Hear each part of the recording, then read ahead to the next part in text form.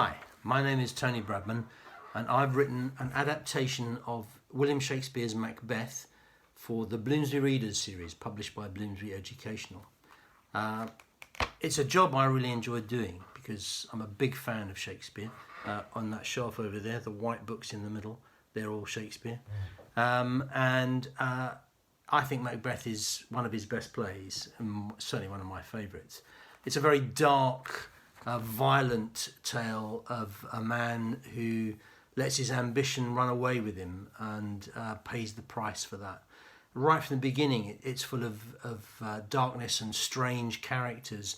The three sisters who appear very early on, the weird sisters as they're sometimes called.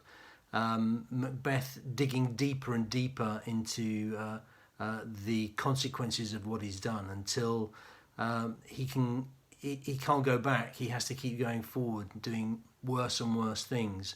But actually you're still strangely drawn to him as a character. And that's what I think Shakespeare does. He looks deep into the heart of people and tells fantastically gripping stories about their lives and the consequences of their actions. I'll read you a little bit of the beginning of my adaptation, just to show you, how I tackled it. Act 1, The Weird Sisters Speak. A Scottish warrior came riding down a rocky track at dusk. He was smiling and there was blood on his hands from the day's battle. Darkness slowly covered the land behind him, and it seemed he was drawing the night around his shoulders like a great black cloak. Another man followed, riding hard to keep up, a smile on his face too. Macbeth, Thane of Glamis, and his right-hand man, Banquo, two men who had fought on the same side and who were friends for now. "I've never known a day so foul and fair," Banquo, Macbeth called out. "The sun was shining for our victory, but look at those black clouds." "You're right, it is strange," Banquo replied. Suddenly lightning flashed. It revealed three women, the weird sisters, waiting at a place where the track crossed the road to Macbeth's castle. They were very old and dressed in rags, and their eyes glowed a fiery red. Thunder rumbled in the distance and echoed off the mountains. I mean, in the original play, and I've got a version here, and an edition of it here, what they then say is, "When shall we three meet again, in thunder, lightning, or in rain? When the hurly-burly's done, when the battle's lost and won, that will be ere the set of sun. Where the place upon the heath, there to meet with Macbeth. I come, grey Malkin, paddock calls, and on. Fair is foul, and foul is fair. Hover through the fog and filthy air."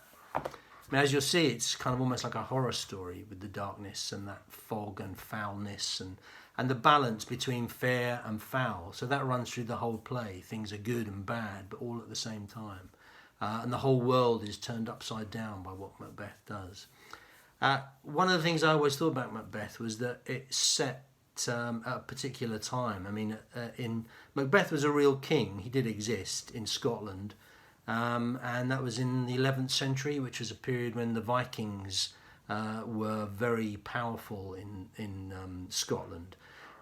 So it's kind of a Viking story as well, which I think the excellent artist Laura Tolton, who did the picture for the cover, has captured very well. There's kind of a real Viking feel to some of it. So for all those reasons, I wanted to do it. I think it's a terrible thing to do.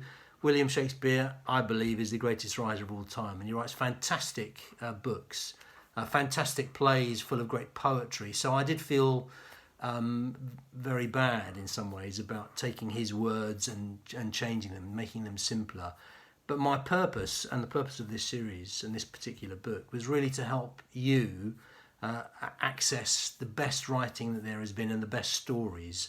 So what I'm hoping is that if you enjoy reading my version, that eventually you'll find your way to the original version and see it on stage, see the films that have been made of it, and enjoy Macbeth, which is one of the greatest stories of all time.